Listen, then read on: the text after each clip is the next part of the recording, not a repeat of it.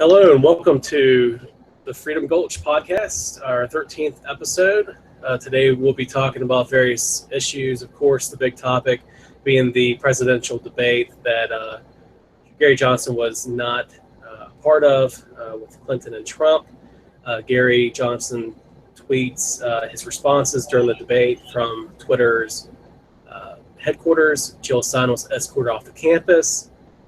Bill Weld donating to a Republican candidate. Bernstein Clinton camp wanting Weld to drop out. The LNC and Gary Johnson's secret contract. And Melissa Joan Hart becoming the Connecticut chair for the party. So let's go ahead and let's dive into this. Let's talk about the debate. Who all watched it? Wait a minute. You just said Melissa Joan Hart became the Connecticut chair for the Libertarian Party? That's Andy's one who added that to the topic. If y'all, let's go ahead and start on that. No, chair for the campaign. The campaign chair. Oh, the Gary Johnson campaign chair. Yeah. I didn't know they had a convention this last weekend or something. Like, when did this happen? All right, well, let's go ahead. Let's talk about the debate. Did any of y'all watch it last night?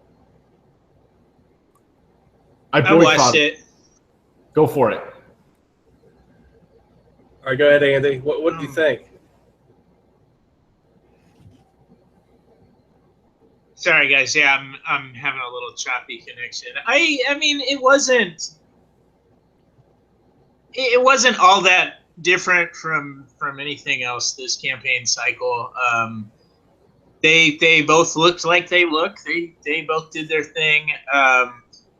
I felt like Donald Trump maybe did a little better than expected, but it was really close and broadly, people came out, thinking their candidate won it, whoever their candidate was. There was no one moment that's sticking in the news cycle that people look back on. It was just the debate. It happened. Yeah, I watched it last night, and it was just horrible. It was what I was expecting, Yeah. But at first, the first 20 or 30 minutes, Donald Trump was pretty restrained. He stayed on point, what do you expect from him? And I was thinking maybe this might be the, quote unquote, presidential Trump. But then as soon as they got off of trade and that type of issue, then he just derailed, and Clinton put out, little baits, and Trump bit every single time, and he just was Trump. I definitely, obviously I don't agree with either of them, but I think that, being, for neither of those candidates, I think that Hillary Clinton obviously came off more professional, more presidential, and as far as the debate goes, I think won. Of course, with the CNN poll afterwards, did y'all see that poll afterwards? Who won the debate? I did. I mean, that's the Clinton News Network, and I've seen other polls that. Well, yeah, but the poll came out where I can't remember the exact percentages. I think I saw Michael post it earlier today, where Clinton beat Trump, but who really won was neither. 47% of the viewers felt that neither candidate won. I think that just is just a show that people don't like, both candidates. They prefer to have somebody else up there, and I think they, lost out without having Gary Johnson up there being an actual different voice. Actually, CNN reported it wrong. The poll that was taking place actually was the 47% was people who did not change their opinion because of the debate. Oh, okay. So they put the wrong numbers. They had the description wrong, but I left it up anyways because whatever. It plays for our narrative, right? Yes. Just out of curiosity, am I on? Can people hear me? Yes, Josh. Oh, go ahead. okay. Give some thoughts on the debate. Doing this from my phone is, some people don't own Macs, and it's a lot harder when you don't own a Mac, let me tell you. Well, as you may have noticed from my post on Facebook, I didn't watch the debate. Still, I enjoyed a very entertaining game of Monday Night Football, watching the Saints and Falcons play, because I sort of had a guess of what this was going to be like, and it'd be like a sort of reality television, Jerry Springer type trash. So, and I think from the people who actually, because I have a lot of Facebook friends who are into politics, and a lot of them watched it, and from what they said, I think that was the best move, was actually to not watch the debate. Yeah, it was You know what? A shit show, to be frank. Yeah. Josh, you really shouldn't be insulting Jerry Springer like that. Oh, sorry. He actually was mayor of, Cincinnati for a while? Yeah. No, it definitely it's what I expected, and I wish I didn't watch it now, but I guess I like watching train wrecks every once in a while, and just to see what they're going to say, and see if Trump would be Trump, and after 20, 30 minutes, he sure enough did, and it's just he just always makes an ass of himself. But the people that are Hillary Clinton supporters and Trump supporters, they're going to stick with their person no matter what they do. They're ingrained with that candidate. Most people are not going to sway that way. I just wish that they would have given us another option for the independents and other people that may not be, have their mindset set for the election. But of course, Gary Johnson didn't get to that number. But who knows? Maybe after this debate, the debacle, people talking badly about it, maybe this might put Gary Johnson up in the polls. Do y'all think about that? Yeah, it could very well. I mean, it seems like a lot of people actually were hoping for another option after hearing those two. It was just like, oh crap, is this the best we've got? Yeah. I mean, I have a tendency to kind of be the wet blanket on some of these things. I don't see it. I mean, either stuff like Aleppo that puts his face in front of people raises his polls, or him being completely outside of the news cycle raises his polls. Like everything's kind of inconsistent. Just like Donald Trump people think Donald Trump won, and Hillary Clinton think Hillary Clinton won off of Gary Johnson. People think Gary Johnson won just because that's where they're at. Dude, I'm going to add another wet blanket to that. So there's at least not wet blanket. Yeah, so his poll numbers have to keep going up, right? Right. And he's averaging, 9% or 8%, and that's because they keep skewing the polls, right? They pulled all the independents, or they dropped the independents down. They pulled the millennials out, right, to lower his numbers. They're just going to keep doing that again. There's going to be something else. And the Commission on Presidential Debates really doesn't have to change their mind on anything. So we can keep pushing. We can keep fighting. There's no doubt that. All systems freaking rigged. How many emails and voicemails do you think that they come to, when they get in the office every morning? Like, how many voicemails of, us libertarians leaving messages and whatnot? How many do you think they come to? And do you think they actually listen to them, or they just auto-delete everything? I posted. How many people on this podcast have sent an email or made a call? Okay. That's just me. Huh. So I don't know. I see a lot of people doing it online. A lot of people saying that they're doing it online. And I've made a status about it this morning. Like, do they just delete everything, or as their phone rings, or they just like thinking to themselves, fucking Gary Johnson supporters again?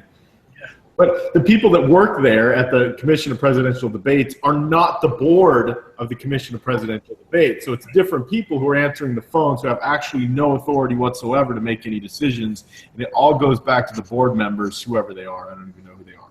And that's probably who we should be contacting and stringing those guys up. Yeah. I mean, it'd be so nice to actually get around them. And like I said, hopefully, I know that you are not the optimist on this type of thing with your wet blankets and whatnot, but hopefully that people really see the choices, and who knows, maybe this might be. I would hope so, that it'll be a surge in the polls that Gary Johnson might be able to be in the next debates. Of course, who knows? Probably not, but try to be optimistic. So let's go ahead and let's talk about Gary's live tweeting at the Twitter headquarters. That definitely seemed like there's a lot of buzz. There's a lot of retweets, a lot of likes, and everything like that. Twitter actually had them at their headquarters to do that. I thought that was very good publicity and worked really well for him. Show there's an alternative. Did y'all follow that at all? I tried to stay off of social media during the debate. That was my choice. Try to stay sane.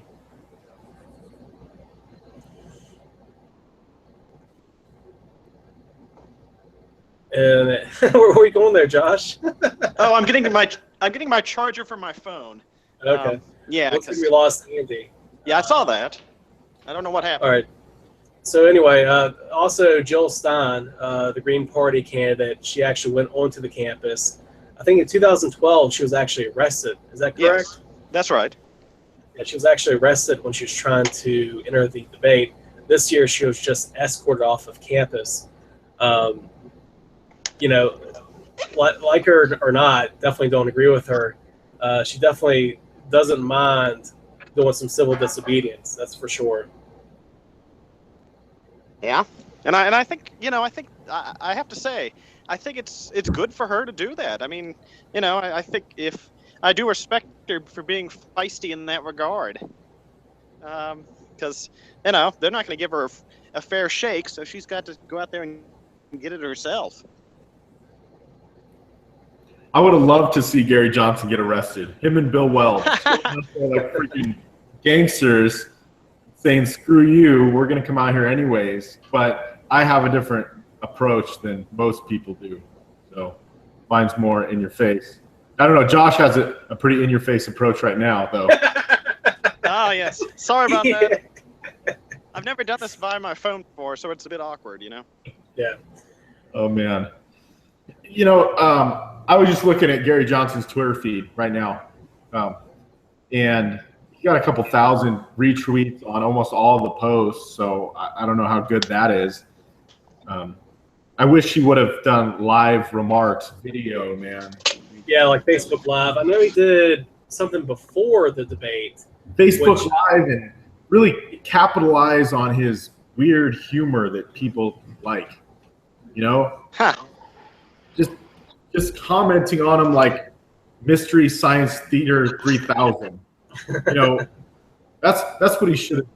And I hope they do that if they're not included in the next debate. Actually, Yeah. I really hope they're included in the next debate. Then he can do that on stage.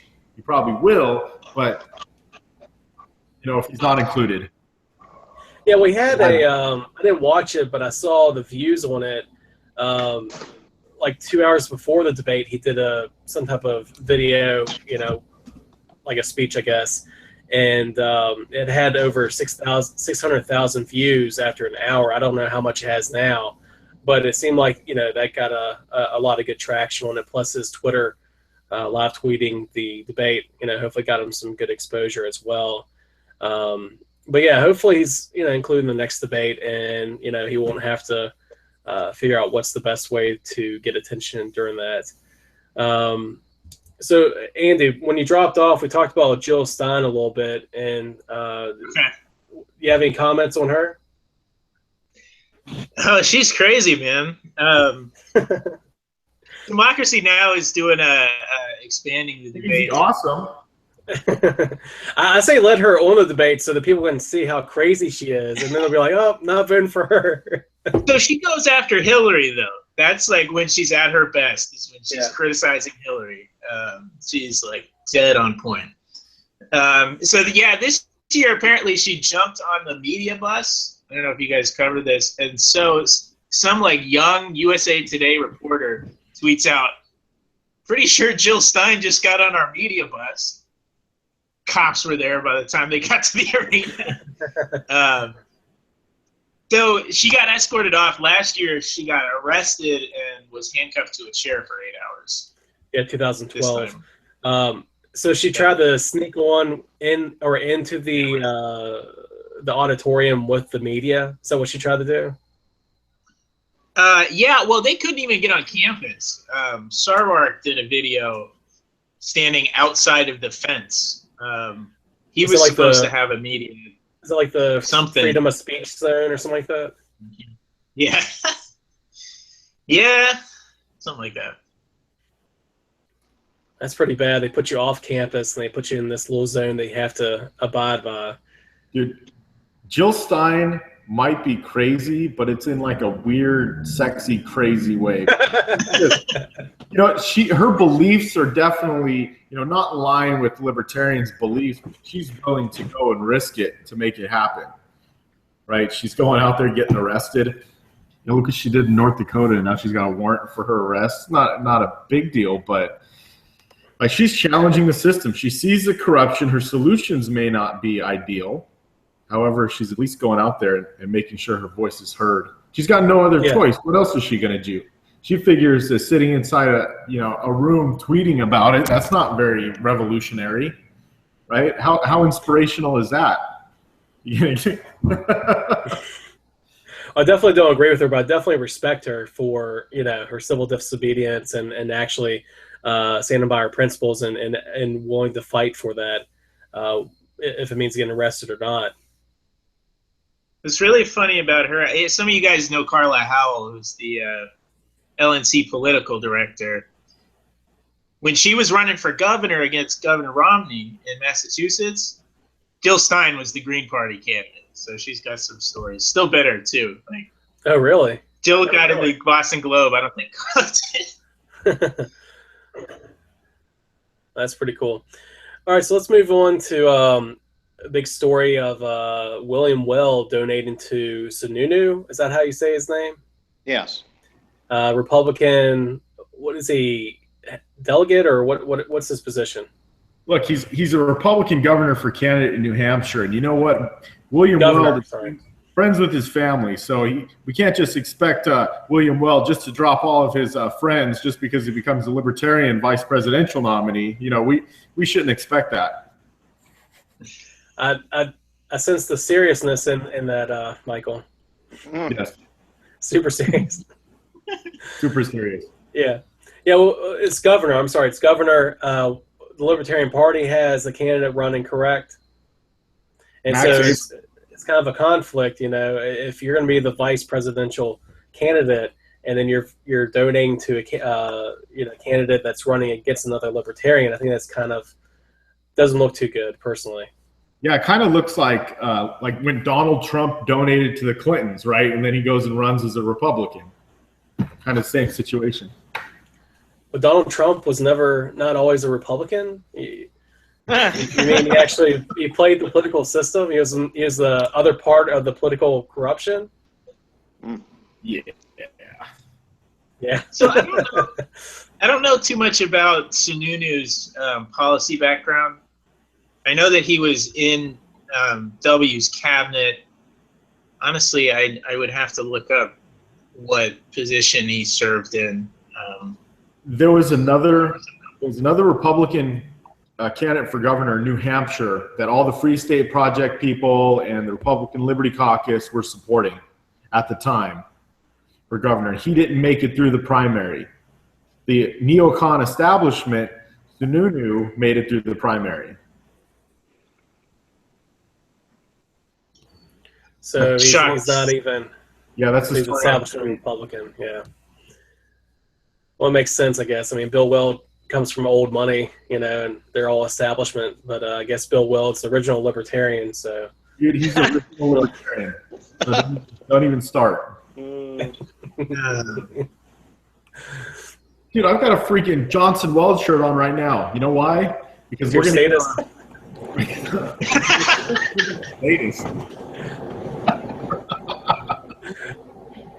because we're going to get our percentage points and we're going to set ourselves up for more success down the line. You know, the presidential campaign will not make us and will not break us. It's our farm team, our local races, our state races. That's where we got to focus on. That's how we're going to score big points in the future, right? Gary Johnson campaign right now is like a Hail Mary for the touchdown line. We're on our own second yard line, and we've got to throw it all the way down the field. You know, Yeah, to well, make at the very least, though, just like in Virginia, if he gets 10%, that's huge for us. If he gets 10%, then we are major party status. We don't have to spend time and money on, signatures for the next how many elections. That's really big for us, and I know other states as well. That they're hopefully be able to get major party status with that. Yeah, it's worth like $700,000 to the Libertarian Party, saving it in ballot access fees. In Washington State, we're only 5%. You guys are 10%. We're 5%. We get major party status. We don't have to collect signatures. We get the whole PCO system, which we're working on setting up right now because we're anticipating over 5%. That's like a given, right? So there's going to be huge impacts long term because of this election, and I will always thank Gary Johnson and Bill Weld for all their efforts this time around. You're going to thank Bill Weld? I will thank him. I know how hard it is to campaign, right? He may not be saying all the things that I want him to say, but that's okay. I'm still going to benefit down the road, so I still am grateful for everything they're doing. Yeah. Well, definitely in Virginia, we are hoping and waiting and, like I said, hoping that they get 10% at the very least. Of course, we would love, like I said, Hail Mary. It'd be awesome if they win somehow. But, if we can get 10%, that'll be huge because I know a lot of states are depending on 5 and 10%. And that would definitely So help I us. was going to raise the issue of matching funds. If he gets to 5% nationally, we get the federal funds. And, I expect that that'll be a big debate within the party. Do we take this, essentially welfare money? I don't know. What do you guys think about that? Should we have to make that decision? What do you think? That decision is going to come down the line, and it's going to be a very big decision for the organization because if we accept the money, then comes the threat of all these former Republicans and Democrats flooding into the Libertarian Party, having access to those funds and using those funds with their friends or whatever that is, right? I don't know, man. I'm conflicted on this. Do you guys have any other opinions? Josh? Well, as somebody who was a member of the Republican Party for a number of years, I guess I would say it's sort of treated as a case-by-case basis. Just because someone happens to be a member of a political party does not necessarily make them good or evil, or principled or unprincipled. So, because there are a number of Republicans and actually a few Democrats as well who I think would find a good home in the Libertarian Party, and then some others who would, might try to use it just for their own nefarious means, and just see how it goes. Yeah, we definitely have to protect against that. We don't want to be hijacked. How much is the funds, the matching funds? Do you know the amount? I want to say it's in 6 figures. Well, I say take whatever you can back from the state. They take all of our money, the taxes and whatnot. Might as well go ahead and get what you can and use it against them. So I'm for it. The Green Party's been making a living off of that forever. That and counting write-in states as ballot access. That's Wait, really what? get everything from. What about the write-in candidates? Yeah, so when the Green Party says we're on 48 ballots, they're not on 48 ballots. That means that they're on like 36 ballots, and in 10 states they're qualified write-in, and in 2 others you can just write them in, period. So they're padding their stats. They're trying to look more impressive than they are. Oh, that's lame. I'd expect more from Jill Son. Come on.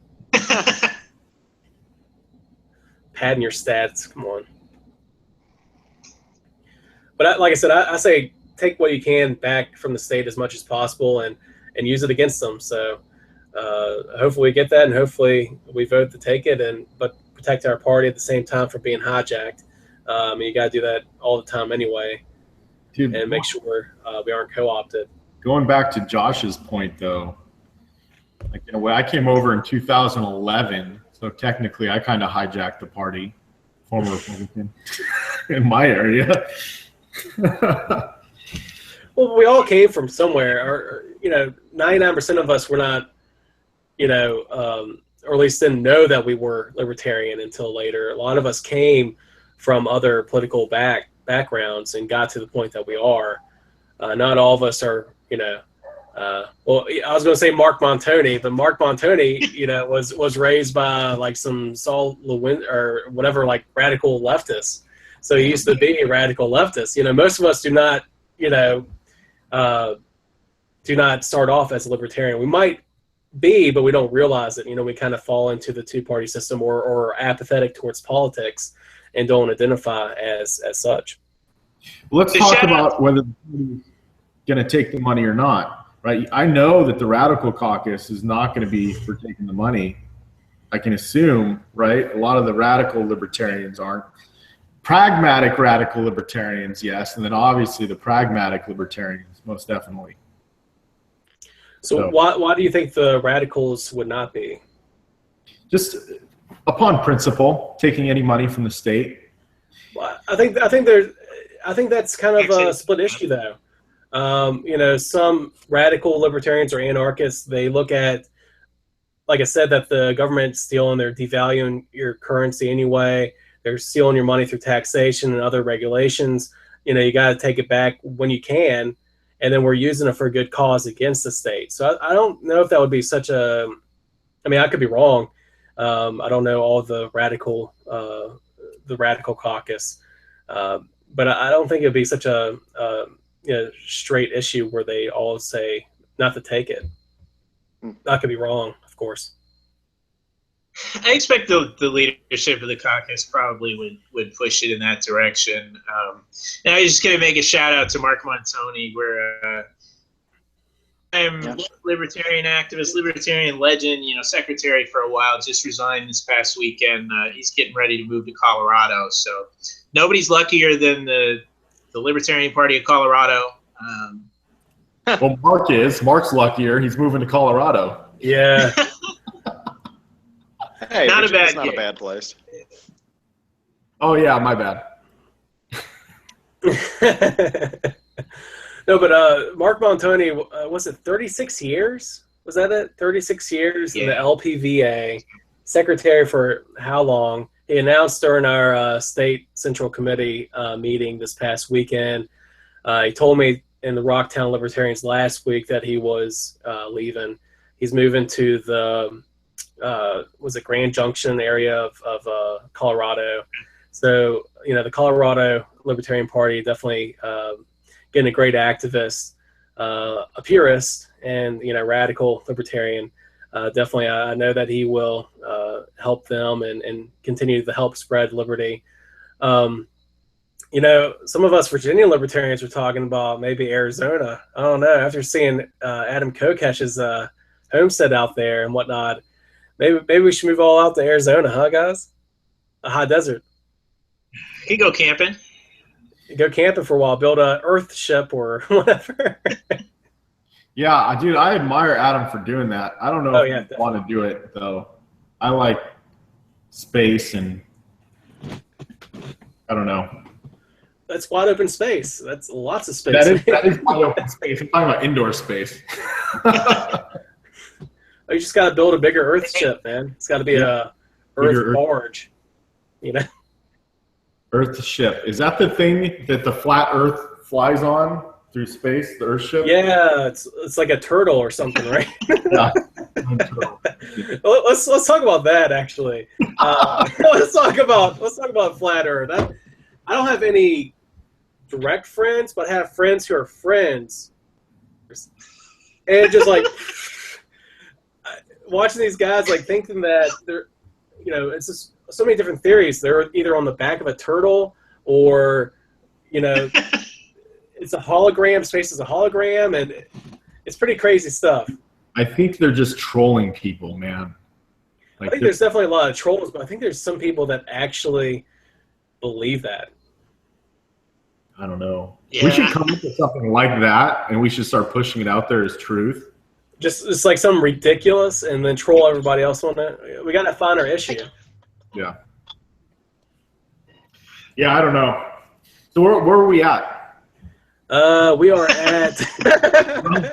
You don't want to talk about flat Earth? Come on, man. Okay. Bernstein Clinton camp wants Weld to drop out. That was the rumor that was spread for the Clinton campaign because they realized that Gary Johnson and Bill Weld are pulling more from Democrats than they are from Donald Trump.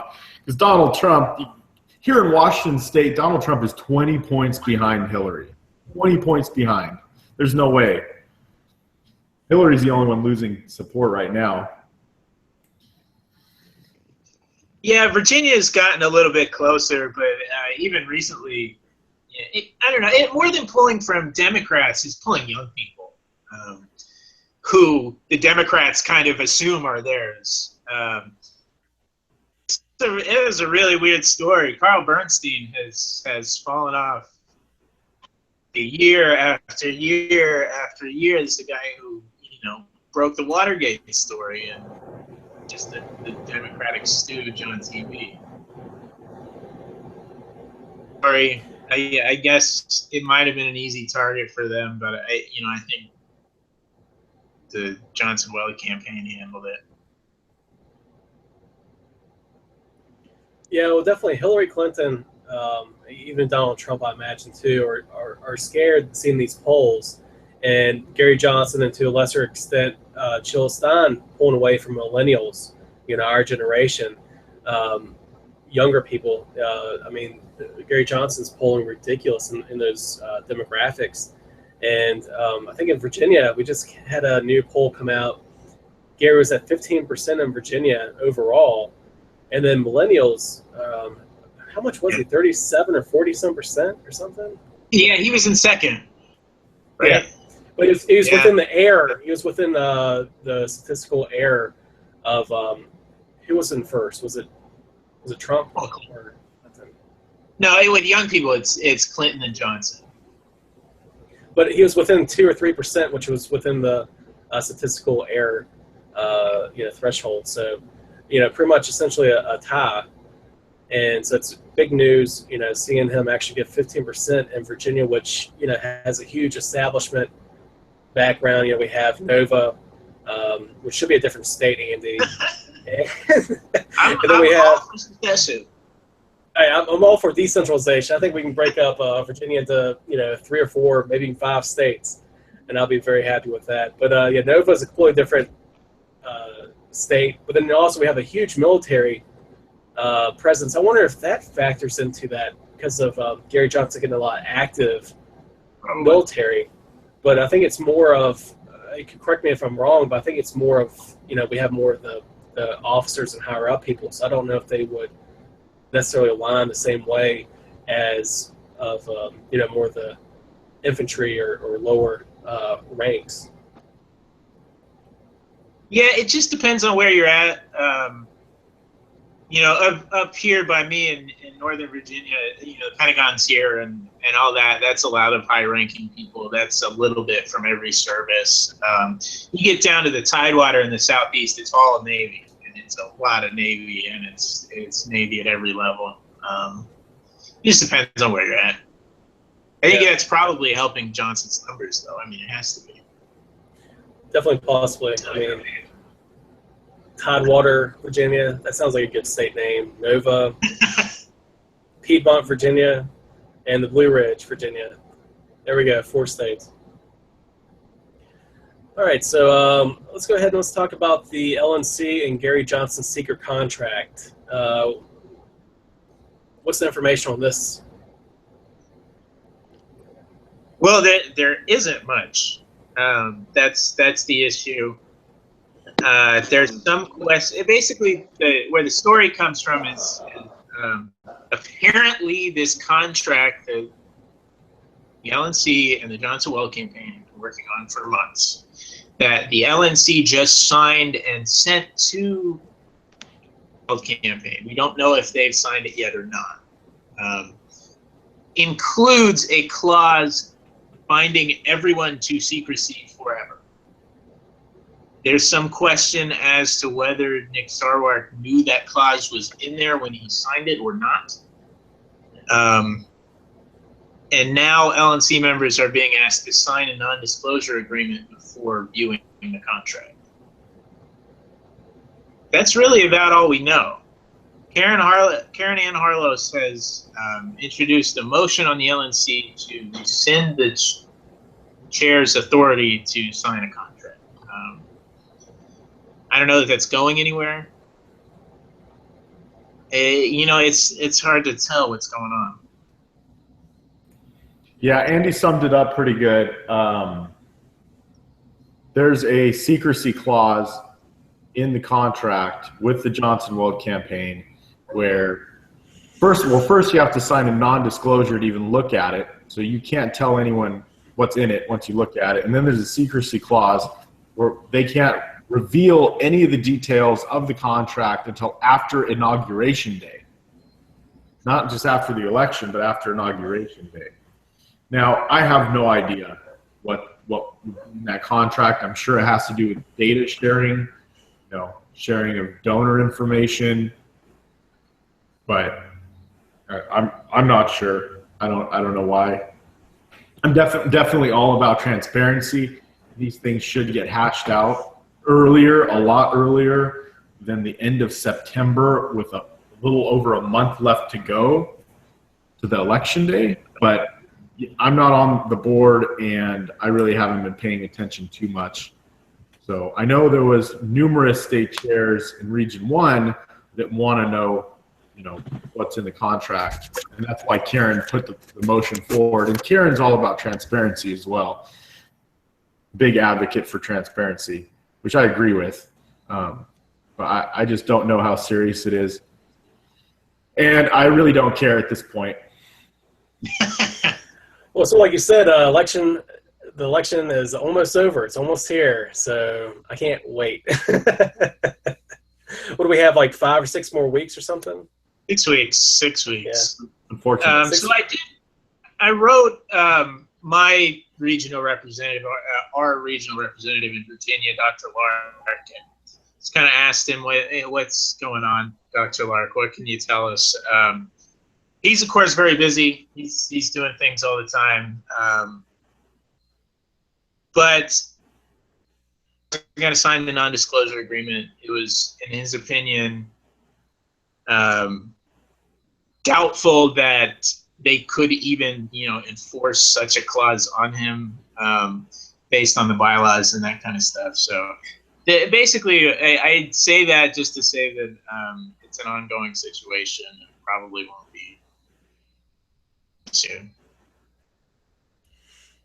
All right. Well, let's go ahead. Let's talk about any other things about that. Any other opinions or information?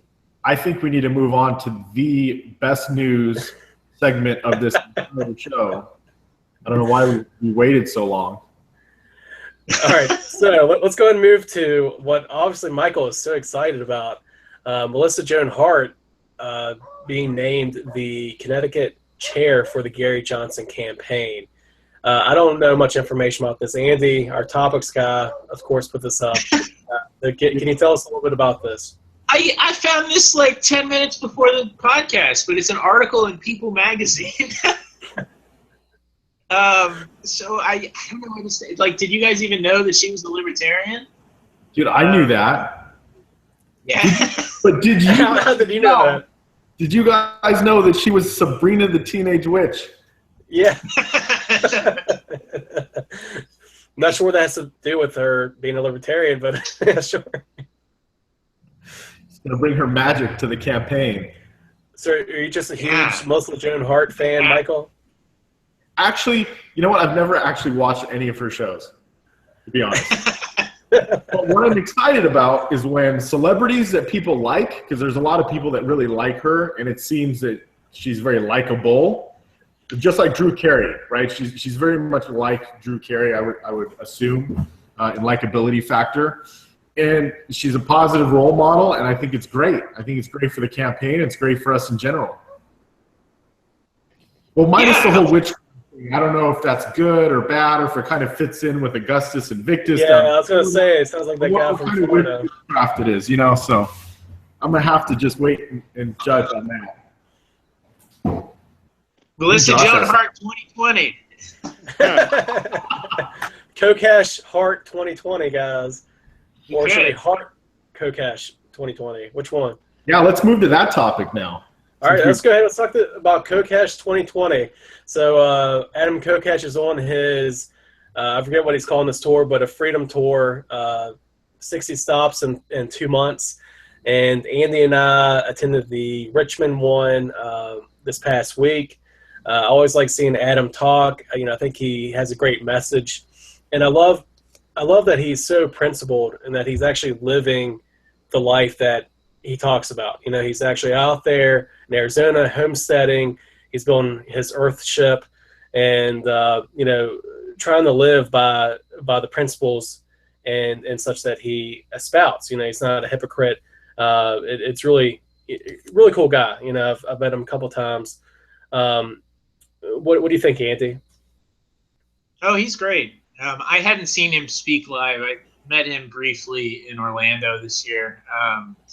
He's a lot of fun, and I love that the message is everybody needs to get involved now. Everybody needs to show up to your state convention so that you can go to New Orleans in 2018, so that you can be ready to go to wherever the heck we are in 2020 when he's on the stage.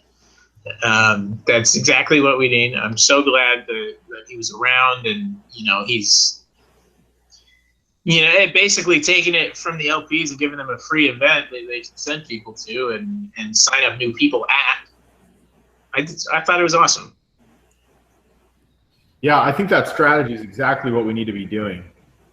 Definitely registering new people to the party and making sure they're committed to 2018 Orlando and wherever the heck the convention is going to be in 2020. 2018 is New Orleans, right?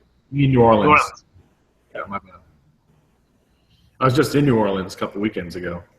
First time. Yeah, I was there a couple months ago, and it was humid. That weekend, the National Convention in 2018, that's going to be a crazy weekend. Yeah. Did you go on Bourbon Street? Yes. Did it smell like alcohol and vomit? Oh, yeah, some areas. It doesn't smell very good at all. Yeah, it did not smell very good. But it is a muggy city. Yeah, so Adam's doing another tour, right, prepping for his 2020 campaign, pulling new people into the organization, which is fantastic. I'll see him when he comes into Seattle on October 5th. I'll be speaking at that event. So that should be fun. It will be his second one here.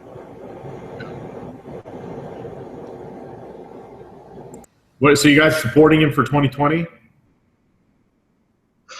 Well, we'll see. I think he's the only one that's officially announced to this point. Yeah, you don't have many choices. But he's great. And you know what? He's one of ours. Like, Adam's one of our guys. Oh, definitely. I love Adam. I'm going to reserve anything for 2020 until 2019, most likely. Yeah, definitely. I don't want to say that I'm definitely going to endorse him and back him, but I've always liked Adam. He's one of the guys. I remember watching his YouTube videos that helped me get into libertarianism and eventually, anarcho-capitalism. And so I definitely, I would love to see him run, and I definitely am planning on backing him and endorsing him 2020. But, that's so far out. Time will tell. I think we should have the convention 2020 in Ash Fork, Arizona at his Earthship. Maybe we can make that happen, guys. Yeah, write your LNC member. Yeah. Yeah, good luck with that. Good luck with that. That's going to be a highly contested race, man. That 2020 Libertarian presidential race, that's going to be highly contested. Well, hopefully with Gary Johnson, getting in the media and hopefully doing well when it's all said and done, hopefully that might bring some people more out of the woodwork and we might get some really serious candidates that will run. Look, you're helping Larry Sharp. He's gonna be running in 2018 for New York governor. Has he said anything about 2020? Right now, the focus is 2018, but the plan is to get him elected. And if elected, he will not run in 2020 for president. So that's the plan, and that's something that I would love to see him elected to that office. Then he can easily run in 2024. Yeah, if he won, if you literally were able to get him to win, and then he was able to go out a term, that would be huge credibility. If he actually got elected as a libertarian, then ran as a libertarian for president the next election cycle. And honestly, knowing Larry and communicating with him, for the past 2 years, and seeing his skill level, he can run for New York governor and he can win. So, he's a great communicator. I think he can just relate to people and communicate the message of liberty to where it's edible for everybody. Yeah. He posted messages on Facebook or posts on Facebook of his responses to all the questions in the debate, which is something that I think Gary Johnson should have done. Twitter's great, but it doesn't give enough space to really elaborate. Right, 140 characters. Yeah. So Larry did that. He answered all the questions very well. There was one that I was kind of didn't agree with too much, but oh well. Can't win them all. Yeah, the only person you can agree with is yourself, so 100% of the time. So that means Michael Pickens 2020, right? No. Are you planning on running anytime? Dude, I am going to run for office. I'm thinking state rep 2022 or maybe city council 2021. But I figure I'll put in a few more years being a support guy, helping people run for office. I really like doing that. That's where my strong suit is right now. And, with the Leadership Academy, we're going to get more people trained up to train, to go out and educate and mentor. The more people we have doing that, the faster we're going to grow. So I think that's my mission right now, is just to help other people learn from these campaigns that are going on. And then when I run for office, I'll have 10 years of experience under my belt helping candidates and activists. Yeah, well, definitely. I'm looking forward to the libertarian leadership and all of the advancements that you are planning on doing with the funds you're raising. Definitely looking forward to the video series with Larry Sharp and some other libertarians. Yeah, it's all coming out. You can see there's a giant ass whiteboard behind me with a lot of stuff on it. And I've got 4 of these things here in the new office. So there's like 8 different teachers on there, different courses coming out. So yeah, I'm excited. Definitely appreciate all the work that you do and teaching candidates how to communicate and how to run efficient and effective campaigns is a much needed resource that the Libertarian Party definitely needs. Yeah, I'm very excited about it. And that tailors back into 2020. One thing we really screwed up on in 2012 and 2013 is that when the Gary Johnson campaign was over, it kind of dissipated. All the momentum that had built, he lost, and he lost pretty bad. So everyone kind of went back to normal.